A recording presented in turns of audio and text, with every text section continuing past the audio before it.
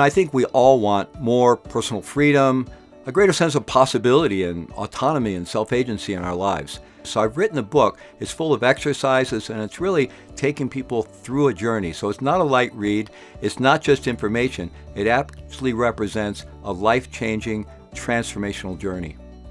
What makes radical responsibility different, in my view, is that it's based on over 6 decades of my lived experience and intensive study in psychologies and transformational tools and leadership, both East and West, over that same time period. And the book is really set up to take people through the same journey that I take people through in my live seminars and in all the different trainings that I do in many different venues.